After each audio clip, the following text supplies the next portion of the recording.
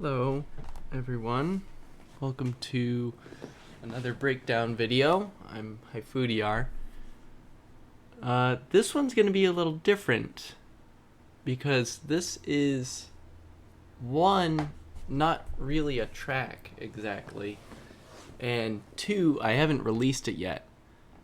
I think I will put it on Spotify, but it's a very different thing. So first, I'm just going to play through it. It's pretty short. And then I will go through it all. This is a very complex track.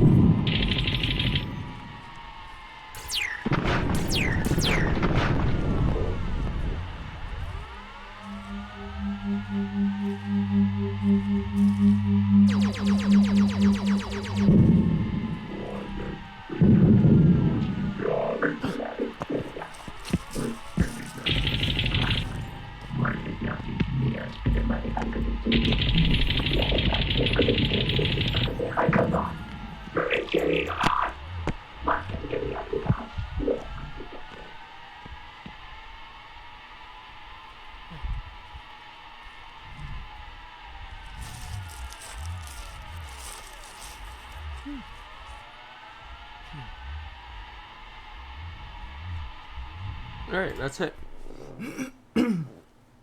So this is my first sound design portfolio thing.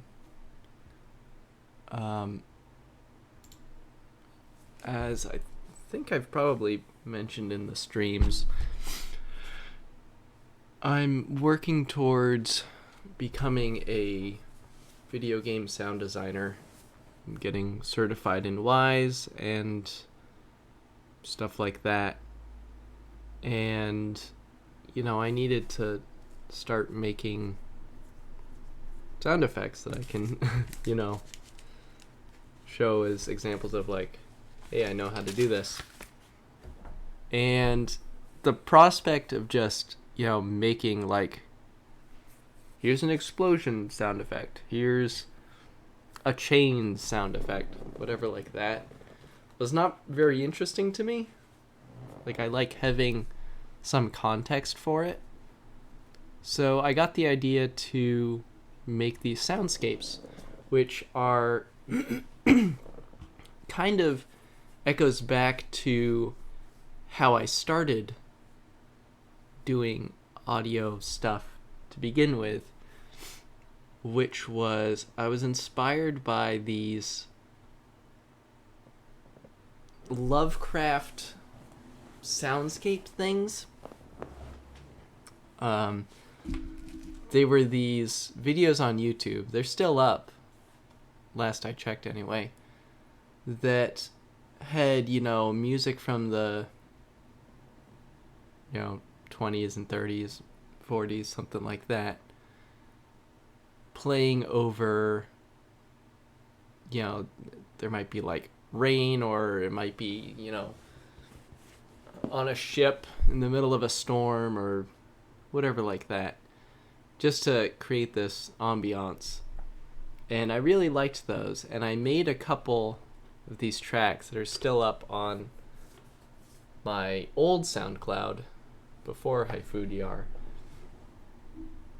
that were kind of like that.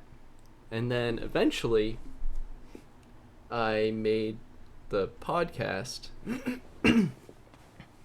which is no longer up on iTunes and whatnot, but it's still on YouTube, that I wrote it all and recorded it all and put it all together.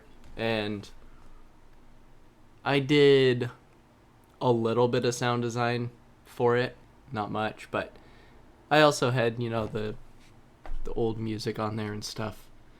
And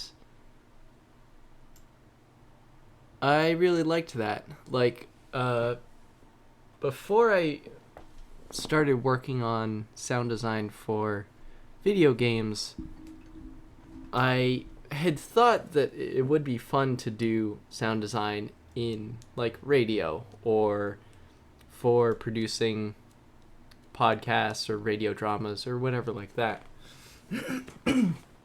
So this kind of fit in with that sort of process of, making all these sounds and then putting them together in a way to kind of tell a story. So, well, first I guess it's a science fiction world. My mental image for it was the very beginning of Terminator 2, when it's far in the future and it's night and there's this like big battle going on or something like that. It's kind of what I imagined for it. And it's a first person thing.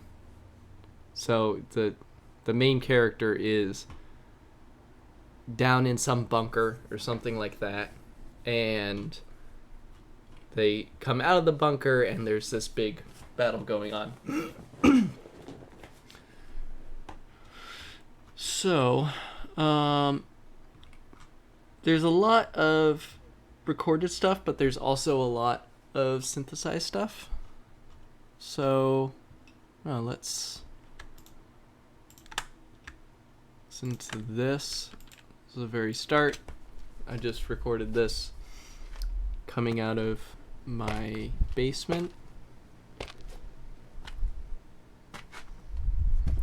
And then opening the door. And this, I got one of my leather jackets and was kind of, manhandling it to get a little extra, creak and depth to the sound. Oh yeah, we have these muffled explosions here from the left side. And then these constants. So wind in trees doesn't start until I'm already out, but this is what that sounds like.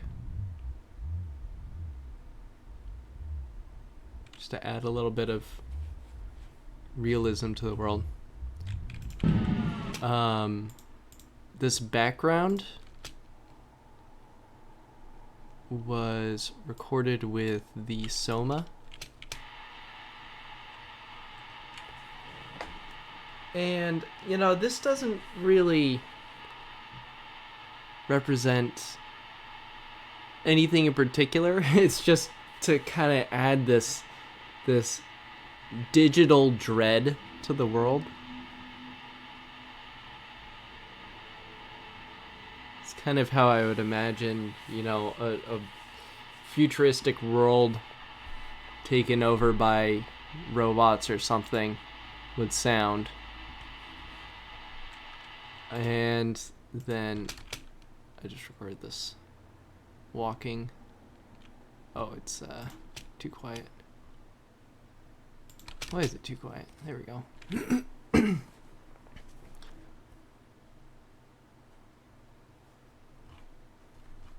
Oh, that's why.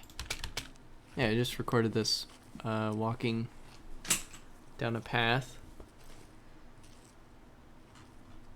And vocoder source, we'll get into what this is used for in a second, but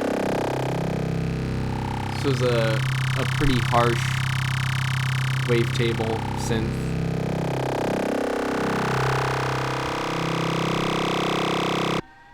And then the siren.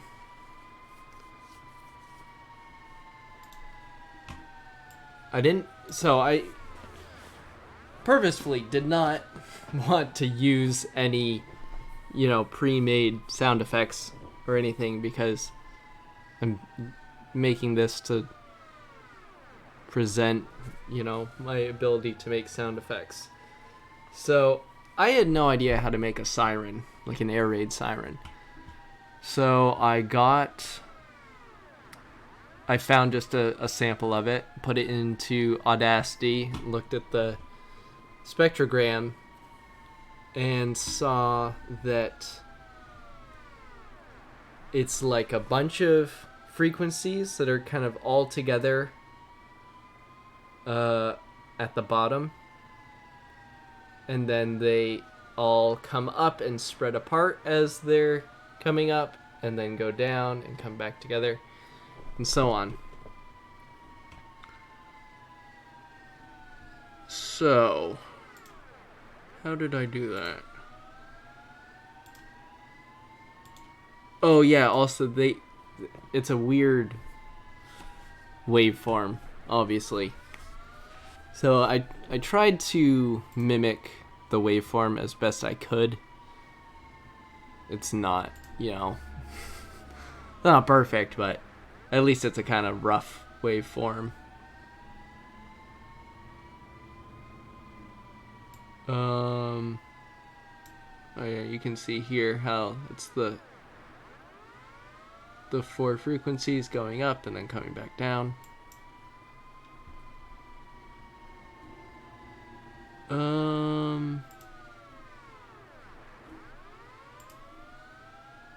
Let's see.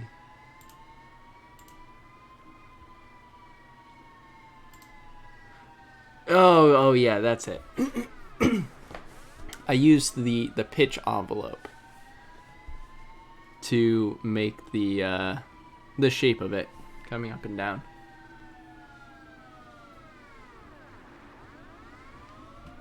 I don't really like how when it gets to the end of the cycle, there's this like grating kind of sound. I think it sounds kind of cool still, and I think it fits, but it doesn't. You don't really get that with a real siren. I'm not really sure why it's doing it, but I don't know. It sounded fine as is, and it didn't really seem worth going through a bunch of work to try to make it not have that grating sound. So next I think we have the machine gun.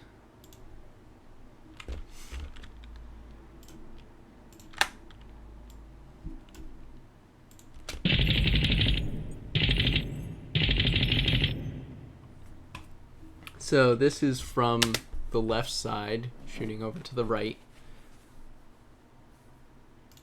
This was made out of, let's see if I can grab this. This was made out of a recording of this pump, like a water pump, that I noticed it's not like a steady 1 2 3 4. It's like 1 2 1 2 1 2 1 2 1 2, kind of swung. So I sped it up. I'll slow it down here. Oh.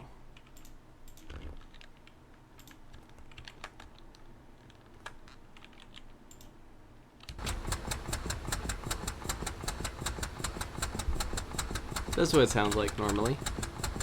I can delete this gate. I was thinking about gating it, but it wasn't worth it. Made it sound too choppy.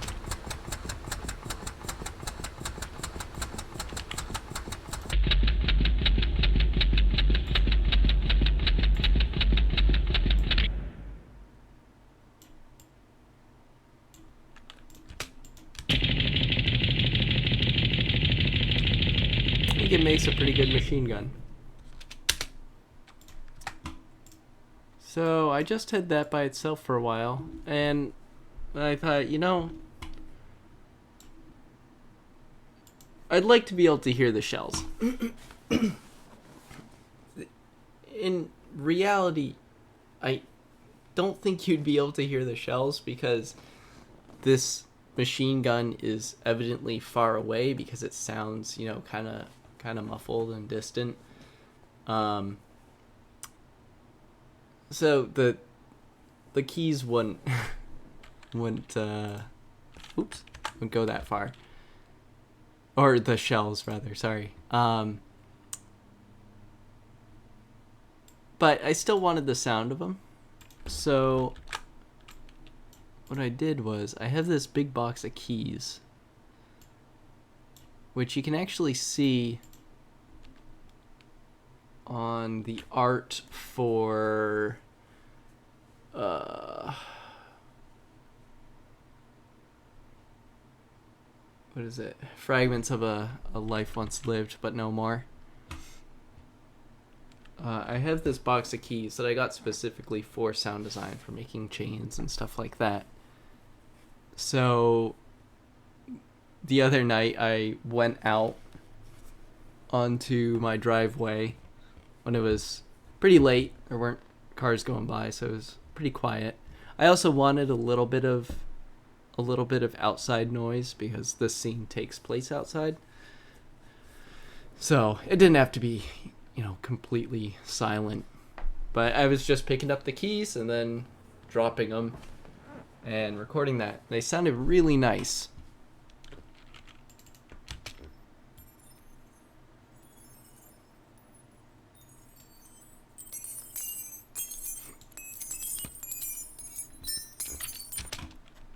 And what I realized is they sound even nicer if you slow them down a lot.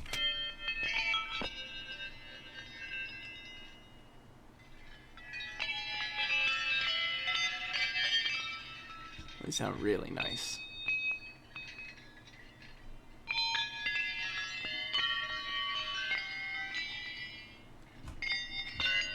So I think it's pretty likely that I'll end up doing something with this eventually. These slowed down keys sound really pretty. But in the context of this, I think they make for pretty good shells. Made sure to, you know, have them trail on a little longer than the machine gun itself, because, you know, there's a bunch of shells that are still falling.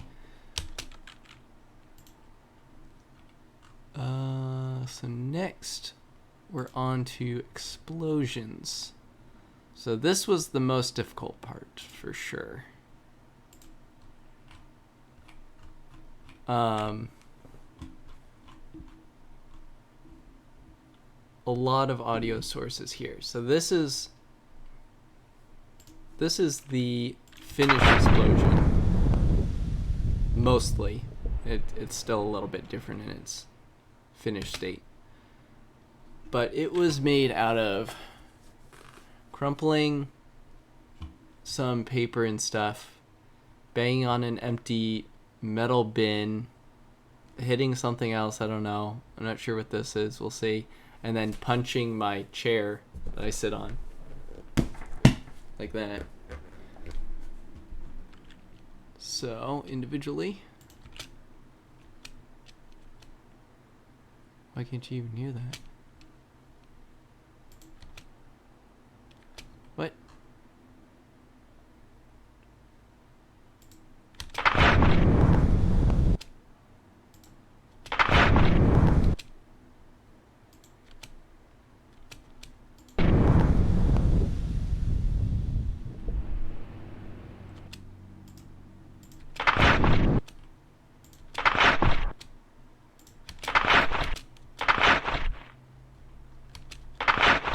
That's weird. I have no idea what was going on there. Why wouldn't let me solo it? So that's crumpling the paper. Boosted a bit. Filtered a bit. Then banging on a bin. Makes the the main like resonant part of the explosion.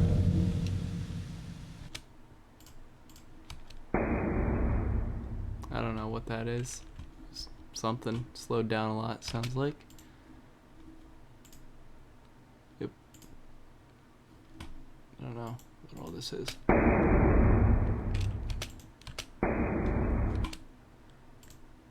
Let's see what this is. Oh, yeah.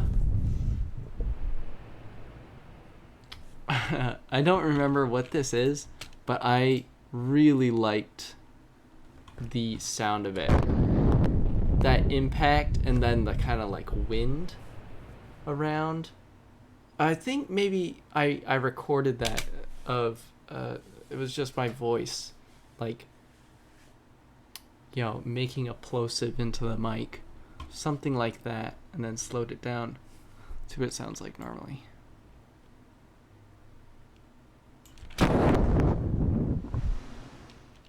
I don't know. Not sure what it was, but it sounded really good. And that's the slowed down punching the chair.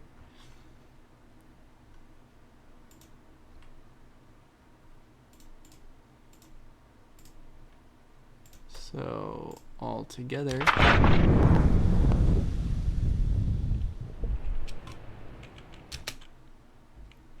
So I resampled this into this. Then I brought it up here. So I have the skyship shots, which I think I have. Oh no, I have the envelope MIDI controlling the panning because they're shooting from the right over to the left. Then I have okay, so this is the complex explosion I made.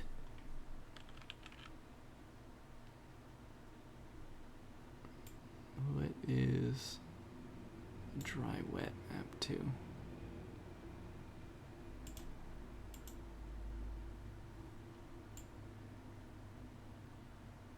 Not sure what that dry wet shaper is doing, but I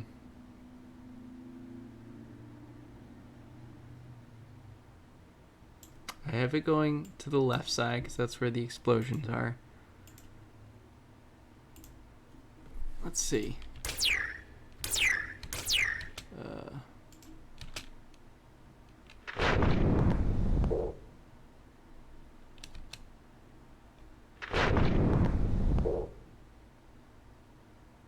I don't know what that is. Oh, it's controlling the shifter dry wet. I'm not sure why.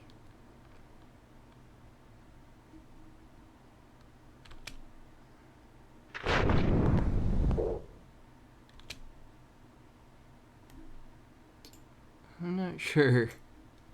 Oh, no. I don't know.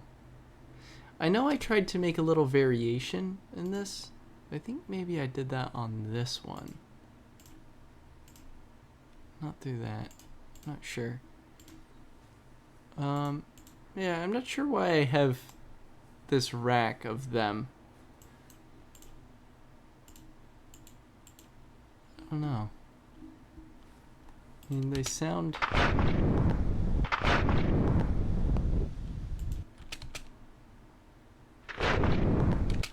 Oh, you know what?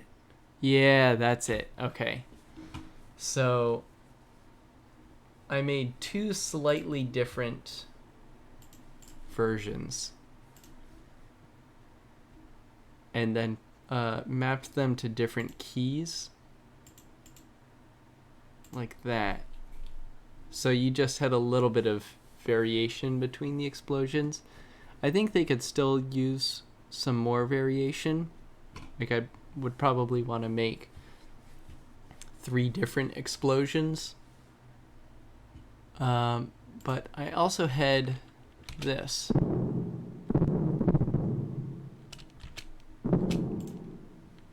So this is using 2 samples.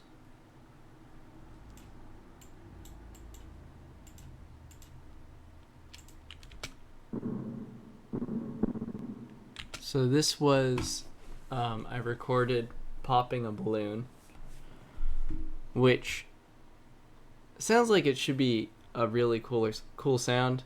It doesn't actually sound that cool. It's just kind of like, I don't know, it's just a little pop. It's not a super interesting sound. And then there's this, which I think is from the same recording as these, maybe?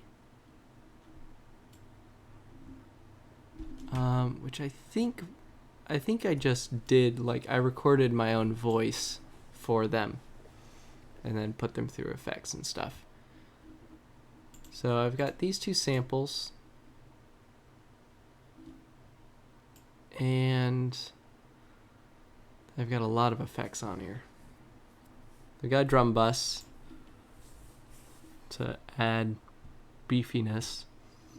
Chorus, just, I don't know, add a little more interest to it, I guess.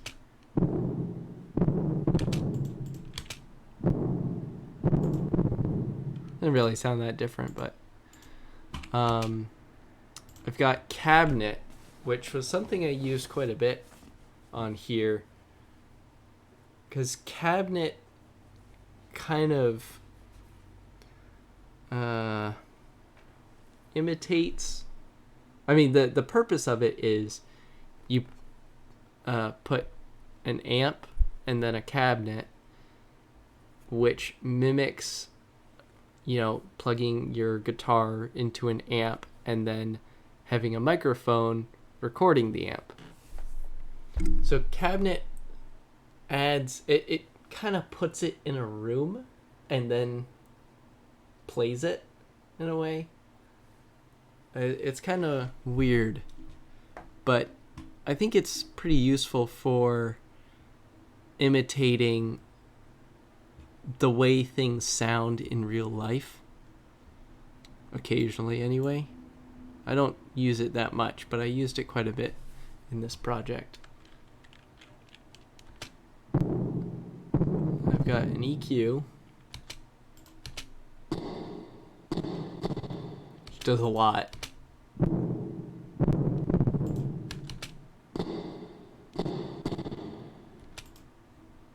And then a reverb, of course.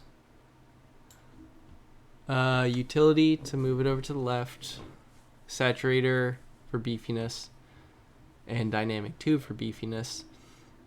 Then I have the modulation. So this came from, I think maybe I was watching the Terminator 2 beginning, and I'm not sure if it was in that or if it was in something else, but I liked when explosions, it was like explosions sort of broke sound. You got this kind of stuttery thing after an explosion where, yeah, it's like it tears the sound and it makes it kind of choppy. So I had this square wave amplitude modulation, which is controlled by the envelope MIDI. So you don't get it with these shorter ones really, but then if it's held longer, you get that sort of shaking, jittery sound.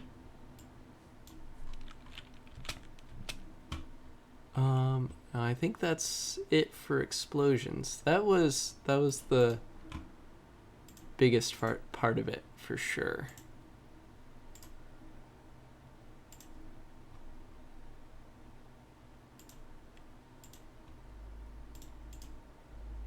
Oh, no, I want to turn that off. So, next we have the airship.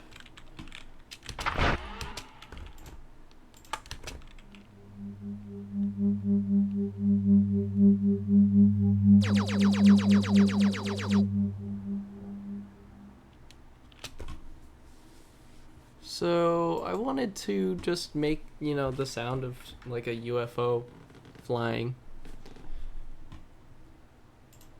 And what did I do for that?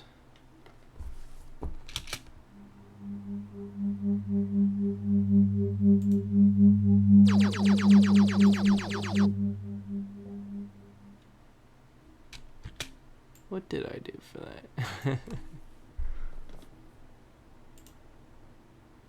Not sure. How am I getting the wubs? Oh, maybe it's the filter? No?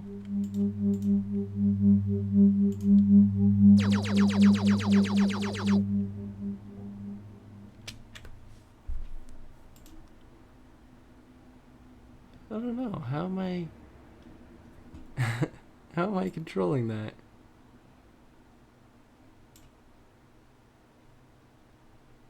I'm not sure. Well, anyway, I don't know. I you know, have these two oscillators. One's double the other.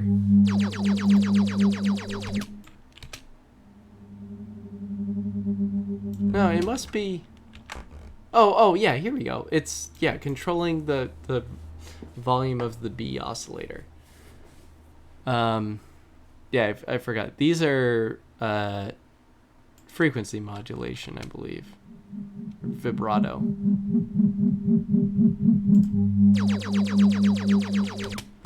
So the A oscillator is steady through the whole thing, and then the B volume's coming in and out. I think it sounds pretty nice. You know, standard effects, saturator for beef. A doubler to make it sound a little more alien, I think. A little more otherworldly. Cabinet to sort of emulate that distance. And then reverb, a flanger for some reason.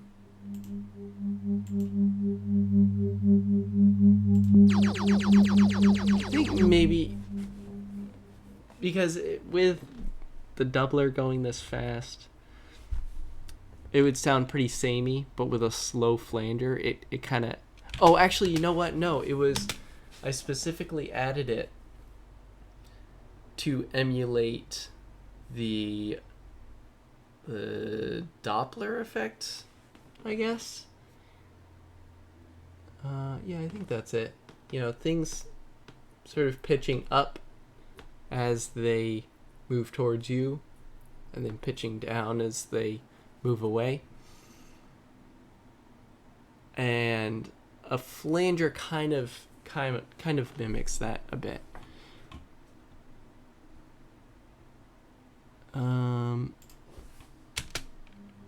Oh, and then I just have a utility for controlling the volume, so I can... It's panning from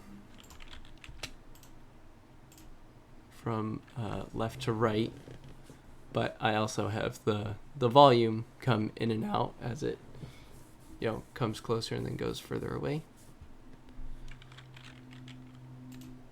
So that's pretty simple. Then you have the laser gun on the airship, which is following the same panning path. It's at like the same point. You know, it's shooting at something. For this, I don't even know. What is this?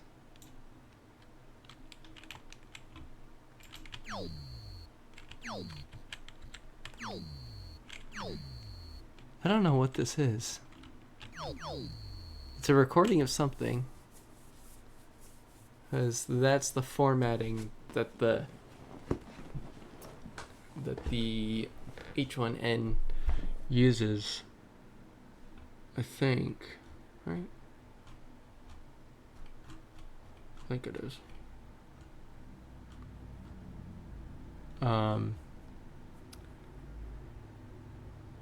I have no idea where I got this. I was digging through a lot of... I have a lot of recordings. I have hundreds upon hundreds of hours of recordings. So I was digging through a lot of them, just kind of looking for sounds. So this could be something I just found somewhere. I'm not sure. I mean, it was recorded pretty recently. So I don't know. But, yeah, I have that sample. I have it going through a rack of 2 shifters, one set to ring modulation, one set to pitch shifting, which gives it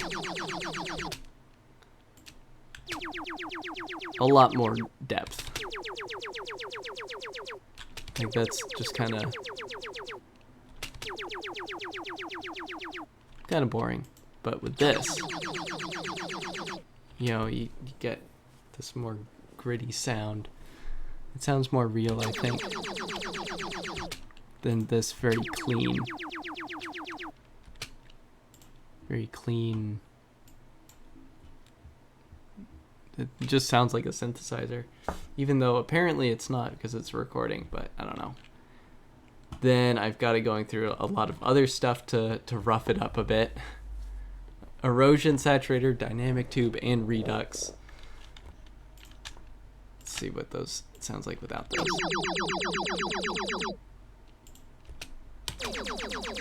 Yeah, a lot grittier.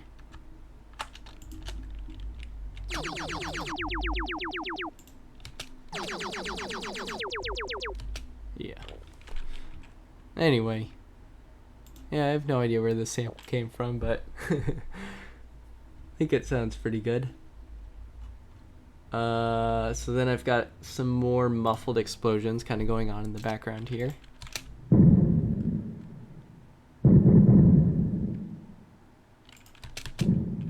Which were other samples taken from all the recordings I did in the process of making the explosion sound effect. I have the machine gun and shells come back. And then we have the encounter. So I made these alien voices. Oops.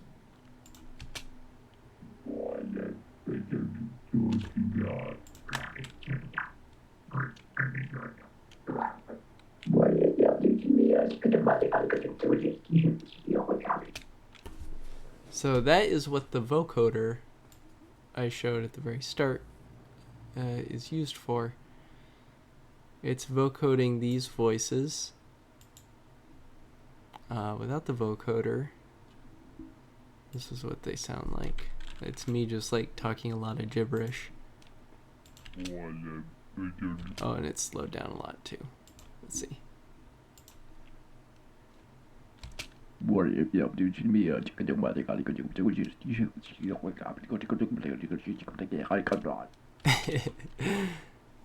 So that's what my apartment sounds like. It's me just walking around making weird sounds. But with the vocoder, I think it sounds like a pretty good alien voice.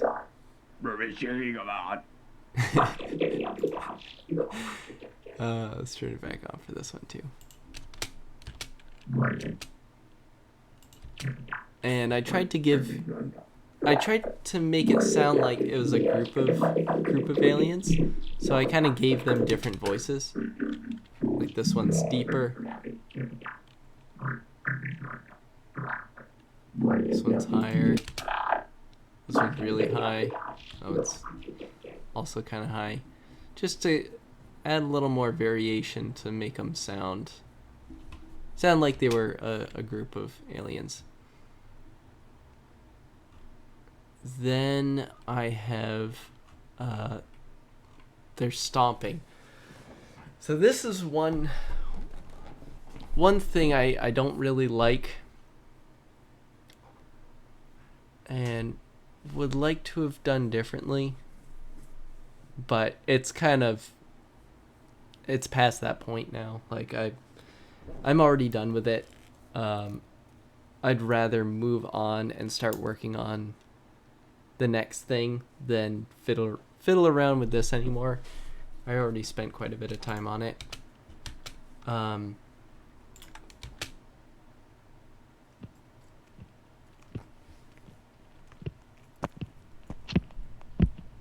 I also went out at night and put my recorder down on the ground, and then I was stomping around towards it.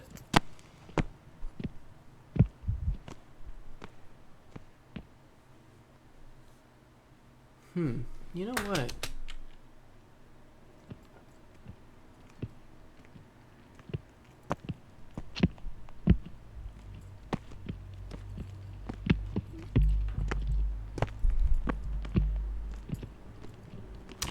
I don't know.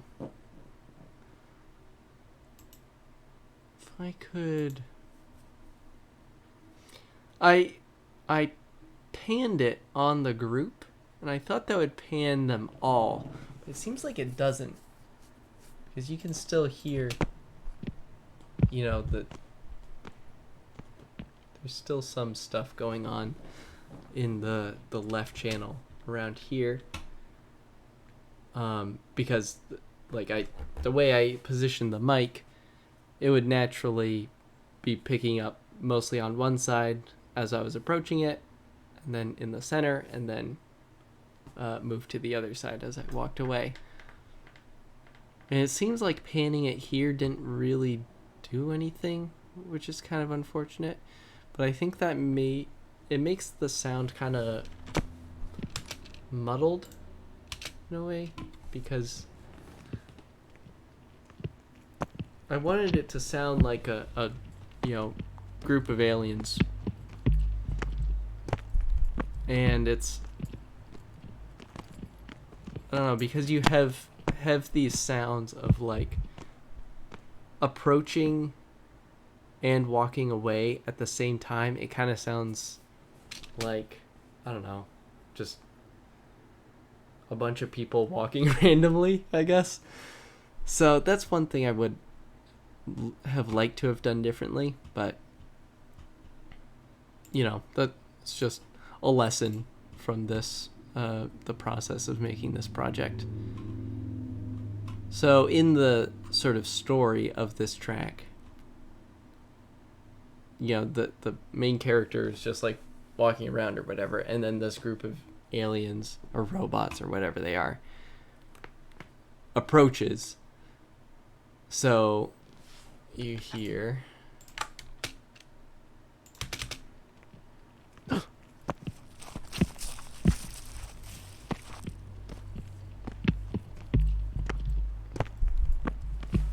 him kind of gasp, and then you know, I was imagining like you're walking on a road or something like that, and you know, scramble down the side of the road to hide from this group of aliens that are approaching. Unfortunately, the path I was recording this on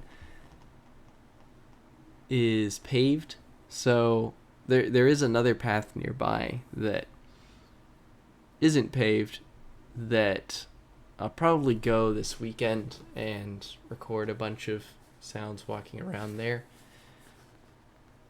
But this one was paved, and I was also recording this late at night, so I didn't really want to walk, you know, an hour to get to this other path. So I just stood to the side of the paved section, and there is some loose gravel there, so I was kind of skating around on that to make this scrambling rock sound.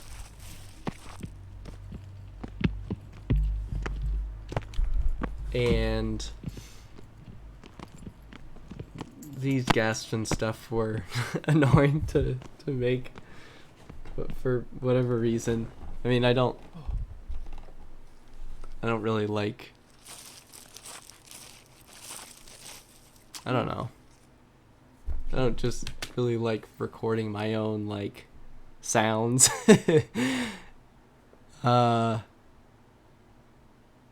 But also, like, you know, these sounds that are mostly air, like it's just the sound of you breathing in or breathing out or whatever, they're hard to record, because they're quiet. But if you're too close to the mic, you know, you're breathing in and out, so you're gonna make the I don't know, the warbly sound you get on a mic when it's windy. So it was kind of annoying to record those. I'm not a voice actor, but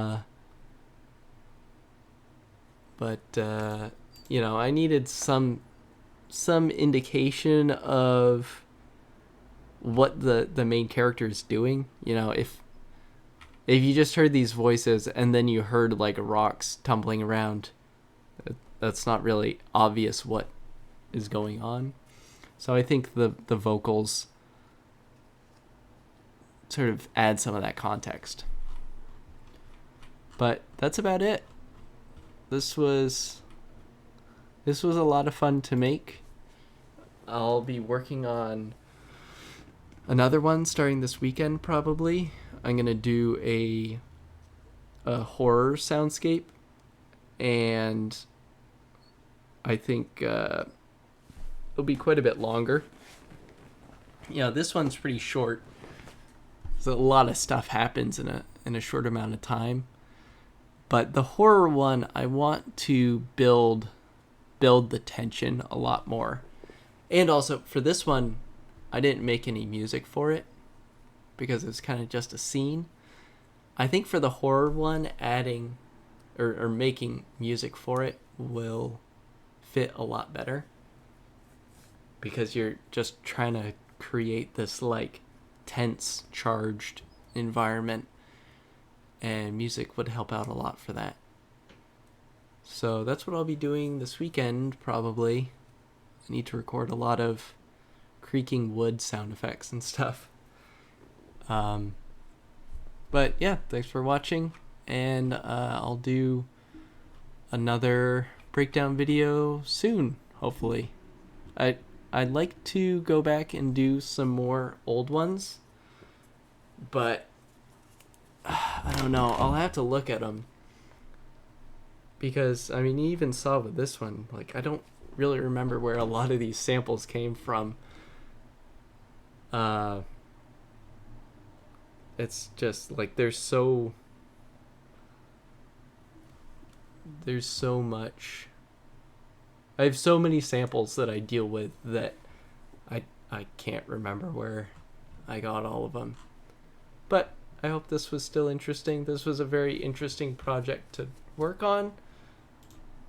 It's not perfect by any means, but it was a necessary starting point for making my sound design portfolio.